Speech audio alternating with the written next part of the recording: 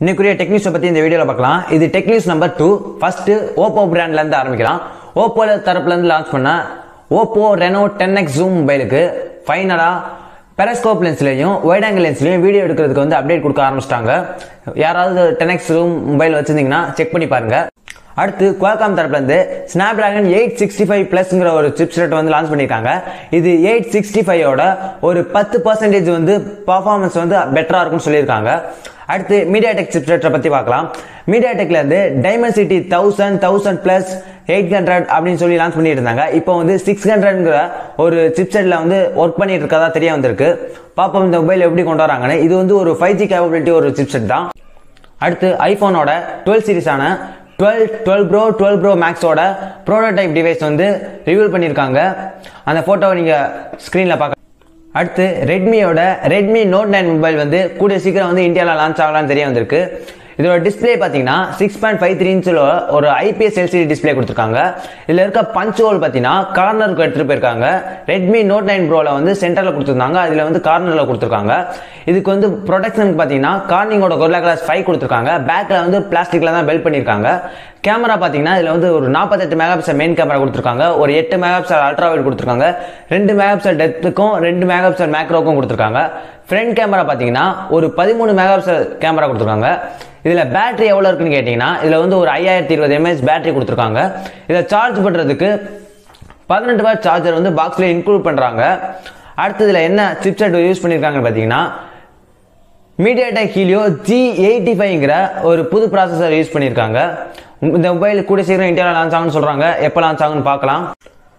அடுத்து Realmeயோட C11 mobile வந்து இந்தியாவில் ஜூலை 14 வந்து லான்ச் ஆக போகுது. இதில் வந்து ஒரு 6.5 இன்ச்சில் ஒரு மினி டிராப் நாட்ச் இருக்க ஒரு டிஸ்பிளே கொடுத்துருக்காங்க. இது IPS LCD டிஸ்பிளே தான். இதில் இருக்க ப்ராசஸர் பார்த்தீங்கன்னா MediaTekோட Helio G35ங்கிற ஒரு ப்ராசஸர் கொடுத்துருக்காங்க. இதில் வந்து ஒரு 5000 mAh பேட்டரி கொடுத்துருக்காங்க. 13 மெகாபிக்சல் மெயின் கேமராவும் 2 மெகாபிக்சல் டெப்த் சென்சாரும் கொடுத்துருக்காங்க. செல்ஃபிக்கு பார்த்தீங்கன்னா ஒரு 5 மெகாபிக்சல் கொடுத்துருக்காங்க. இதை பற்றி ஏற்கனவே நம்ம வீடியோ போட்டிருக்கோம். அப்படி பார்க்கலன்னா கார்டு தரேன், அதில் போய் செக் பண்ணி பாருங்க. அடுத்து ASUSோட ROG 3 மொபைல் வந்து ஜூலை 22 வந்து இந்தியாவில் லான்ச் ஆக போகுது.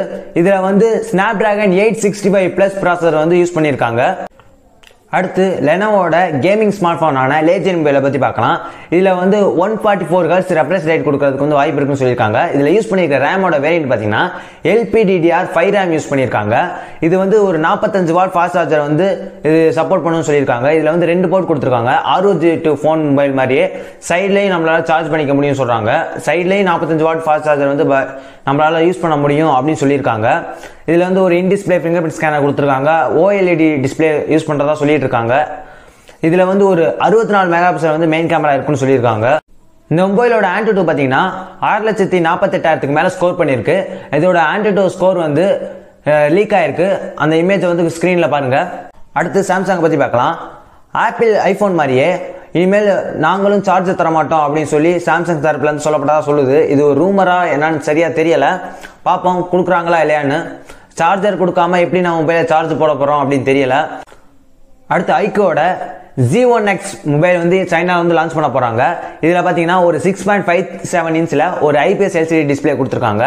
இதில் வந்து Full HD Plus ரெசல்யூஷன் கொடுத்துருக்காங்க. இதுக்கு வந்து 120 Hz ரெஃப்ரெஷ் ரேட் கொடுத்துருக்காங்க. அடுத்து இதில் பார்த்தீங்கன்னா ஸ்னாப்டிராகனோட 765Gங்கிற ஒரு 5G கேப்பபிலிட்டி உள்ள ஒரு சிப்செட்டில் லான்ச் பண்ணியிருக்காங்க. அடுத்து இதோட கேமரா பார்த்தீங்கன்னா ஒரு ட்ரிபிள் கேமரா கொடுத்துருக்காங்க. ஒரு 64 மெகாபிக்சல் மெயின் கேமரா கொடுத்துருக்காங்க. ஒரு 2 மெகாபிக்சல் மேக்ரோக்கும் 2 மெகாபிக்சல் டெப்த்துக்கும் கொடுத்துருக்காங்க. இதுக்கு வந்து அல்ட்ரா வைட் சென்சார் வந்து இதில் கொடுக்கல. இதில் வந்து side mount finger print scanner கொடுத்துருக்காங்க. அடுத்து இதில் வந்து 3.5 mm ஆடியோ ஜாக் வந்து இன்க்ளூட் பண்ணியிருக்காங்க. இதோட வெயிட் பார்த்தீங்கன்னா 199 கிராம் கொடுத்துருக்காங்க. திக்னஸ் பார்த்தீங்கன்னா 9.6 mm திக்னஸ் கொடுத்துருக்காங்க. இதில் வந்து ப்ளூடூத் 5.0 சப்போர்ட் கொடுத்துருக்காங்க. இதில் வந்து ஒரு 5000 mAh பேட்டரி கொடுத்துருக்காங்க. இதை சார்ஜ் பண்ணுறதுக்கு 33 வாட் சார்ஜர் வந்து பாக்ஸில் இன்க்ளூட் பண்ணுறாங்க. இதில் யூஸ் பண்ணியிருக்க ரேமோட வேரியன்ட் பார்த்தீங்கன்னா LPDDR4X ரேம் யூஸ் பண்ணியிருக்காங்க. அடுத்து ஸ்டோரேஜுக்கு பார்த்தீங்கன்னா EFS 2.1 ஸ்டோரேஜ் யூஸ் பண்ணியிருக்காங்க. இதோட ப்ரைஸ் பார்த்தீங்கன்னா ஒரு 17,000 ரூபா இருக்குன்னு சொல்லியிருக்காங்க. அடுத்து சாம்சங் பற்றி பார்க்கலாம். சாம்சங்கோட ஸ்மார்ட் வாட்சான ஆக்டிவ் 2 4Gயோட ஒரு அலுமினியம் எடிஷன் வந்து இந்தியாவில் வந்து லான்ச் பண்ணியிருக்காங்க. இதோட பிரைஸ் பார்த்தீங்கன்னா 28,490 ரூபா பிரைஸ் பண்ணியிருக்காங்க. இந்தியாவில் டிக்டாக் வந்து பேன் பண்ணதுலேருந்து நிறைய அப்ளிகேஷனை வந்து அதுக்கு மாற்றம் வந்து கொண்டு வந்துகிட்டு இருந்தாங்க. இப்போ அதோட வரிசையில் ஃபேஸ்புக்கும் இன்ஸ்டாகிராமில் ரீல்னு சொல்லி ஒரு ஆப்ஷன் வந்து ரிவ்யூ பண்ணியிருக்காங்க.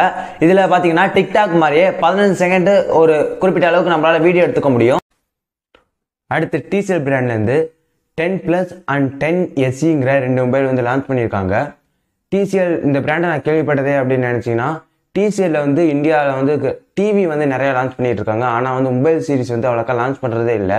இது எங்கே லான்ச் பண்ணியிருக்காங்கன்னு கேட்டிங்கன்னா ரஷ்யாவில் லான்ச் பண்ணியிருக்காங்க. ஃபஸ்ட்டு டிசிஎல் 10+ பற்றி பார்க்கலாம். இதில் வந்து ஒரு 6.53 இன்ச்சில் ஒரு AMOLED டிஸ்பிளே கொடுத்துருக்காங்க. AMOLED டிஸ்பிளேக்கு மேலே பார்த்தீங்கன்னா ஒரு வாட்டர் ட்ராப் நாட்ச் கொடுத்துருக்காங்க. இதில் வந்து ஒரு 16 மெகாபிக்சல் மெயின் கேமரா கொடுத்துருக்காங்க. அடுத்ததில் பார்த்தீங்கன்னா பின்னாடி வந்து ஒரு குவாட் கேமரா செட்டப் கொடுத்துருக்காங்க. இதில் வந்து 48 மெகாபிக்சல் மெயின் கேமரா கொடுத்துருக்காங்க. ஒரு 8 மெகாபிக்சல் வந்து அல்ட்ரா வைட் கொடுத்துருக்காங்க. ஒரு 2 மெகாபிக்சல் டெப்த்துக்கும் ஒரு 2 மெகாபிக்சல் மேக்ரோவுக்கும் கொடுத்துருக்காங்க. இந்த கேமராவோட செட்டப் பார்த்தீங்கன்னா பழைய சாம்சங்கோட நோட் சீரிஸில் இருக்க மாதிரி செட்டப் பண்ணியிருக்காங்க. அடுத்து இதில் யூஸ் பண்ணிக்க சிப் பார்த்தீங்கன்னா ஸ்னாப்டிராகன் 665ங்கிற ப்ராசஸர் வந்து யூஸ் பண்ணியிருக்காங்க. அடுத்து இதோட ரேம் வேரியன்ட் பார்த்தீங்கன்னா 6GB 64GB கொடுத்துருக்காங்க. அடுத்து 8GB 64GB கொடுத்துருக்காங்க. 8GB 128GB 8GB 256GBங்கிற ஒரு வேரியன்ட்ல வந்து சேல் பண்ணிட்டு இருக்காங்க. இதில் வந்து ஒரு 4000 mAh பேட்டரி கொடுத்துருக்காங்க. குவிக் சார்ஜ் 3 சப்போர்ட் கொடுத்துருக்காங்க. இது AMOLED டிஸ்பிளேனால இதில் வந்து in display finger print scanner வந்து இன்க்ளூட் பண்ணியிருக்காங்க. அடுத்து TCL 10SE பற்றி பார்க்கலாம். இதில் வந்து 6.52 இன்ச்சில் ஒரு IPS LCD டிஸ்பிளே கொடுத்துருக்காங்க. இதுக்கு மேலே வந்து ஒரு வாட்டர் ட்ராப் நாட்ச் கொடுத்துருக்காங்க. இதில் பார்த்தீங்கன்னா ஒரு 8 மெகாபிக்சல் வந்து செல்ஃபி கேமரா கொடுத்துருக்காங்க.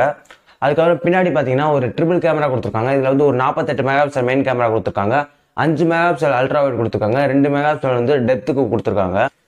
இந்த மொபைலில் யூஸ் பண்ணியிருக்க ப்ராசஸர் பார்த்தீங்கன்னா MediaTek Helio P22ங்கிற ப்ராசஸர் யூஸ் பண்ணியிருக்காங்க. அடுத்ததில் இருக்க ரேம் வேரியன்ட் பார்த்தீங்கன்னா 4GB RAM 128GB internal storage கொடுக்குறாங்க. அடுத்ததில் வந்து NFC சப்போர்ட் கொடுத்துருக்காங்க. இதில் வந்து ஒரு 4000 mAh பேட்டரி கொடுத்துருக்காங்க. 15 வாட் சார்ஜர் வந்து பாக்ஸில் இன்க்ளூட் பண்ணி தராங்க. இதெல்லாம் தான் இன்னைக்கு ஒரு டெக் நியூஸ். இந்த டெக் நியூஸ் பிடிச்சிருந்துச்சுன்னா லைக் பண்ணுங்கள். சப்ஸ்கிரைப் பண்ணவங்க பெல் ஐக்கானை கிளிக் பண்ணுங்கள். சப்ஸ்கிரைப் பண்ணாதவங்க சப்ஸ்கிரைப் பண்ணிக்கோங்க. பாய். அடுத்த வீடியோவில் பார்க்கலாம்.